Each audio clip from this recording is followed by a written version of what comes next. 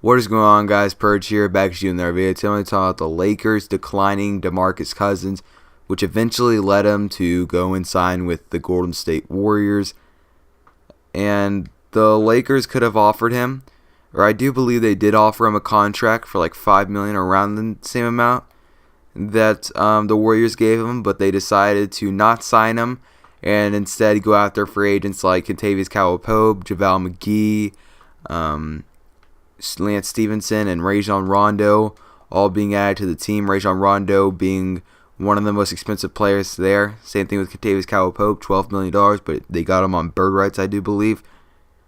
Basically, they did not think that DeMarcus Cousins was worth their cap space for one season. You signed a bunch of one-year deals. The four names I just named that weren't LeBron James signings, they all are on one-year deals, which means they'll have another max contract space. I do believe next year. I think they can trade Luol Deng now. I think maybe a team would want to take him in for maybe a first-round pick now that his contract's not for that long. I do not believe that it's for more than a year.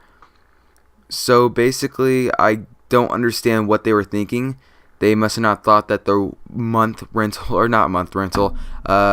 half a season rental of him was worth that mid-level exception space that they had, and they would rather get that cap space that they had, and they would have rather got a player like Rajon Rondo, which Rondo, once again, great player to have to back up, but I guess that the Achilles injury makes the Lakers not think that DeMarcus Cousins is valuable enough for that money, but I think that it's a risk worth taking. I mean, DeMarcus Cousins will be a free agent again for next season. If he plays good, then maybe he'll get a contract probably bigger, and maybe he could still sign with the Lakers.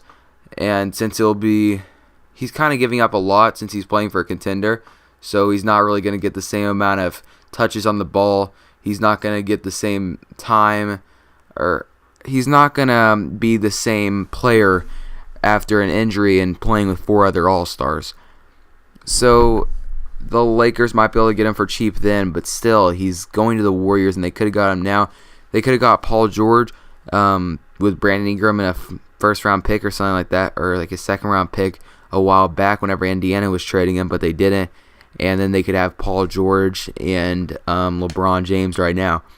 But I think what they're going to try and do is get Kawhi Leonard next offseason, because Kawhi Leonard is a player that's came out and said that he wants to go play for the Lakers.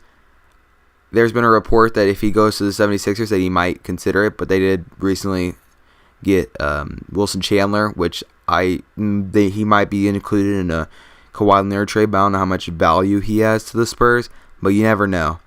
While I'm recording this, a trade could go on, and next thing you know, I make a video having to explain, hey, well, I'm pretty late.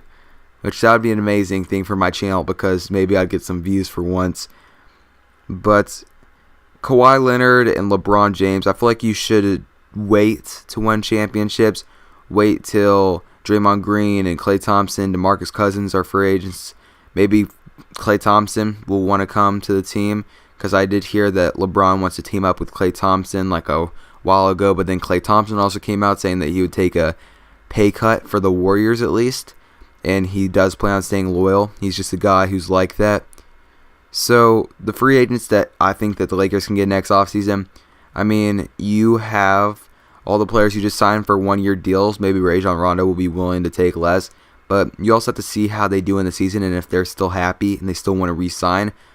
If they have a bad season and they don't feel like they belong in the Lakers jersey, then they can just leave, because it's only a one-year deal, but they might re-sign. But the big guys you have, DeMarcus Cousins, he might be a good player to sign. I don't know how much money he'll be getting. He is giving up a lot going to a team like this. Usually players who want to have a prove-yourself contract will go to teams like just bad rebuilding teams. Like, I do think Isaiah Thomas is going to the Magic, because there he would have the most opportunity at least. He'd probably be a starting point guard on the team, probably easily. But DeMarcus Cousins decides to go to the Warriors, and it does show how much he's giving up for this one ring, because he wants to prove himself as a player who can win championships. This man's never won a playoff series, and I don't think he's won a playoff game ever. I don't believe so. So I just don't really understand the signing, but maybe he might still be a good player to sign next free agency.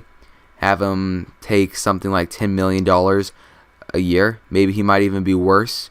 You could see a case of Andrew Bynum happening for the team, which that would be kind of strange. I think that DeMarcus Cousins just needs to put in work and be fit. He's never really been a guy who's super fit. He's been able to play big minutes, but he doesn't really use most of his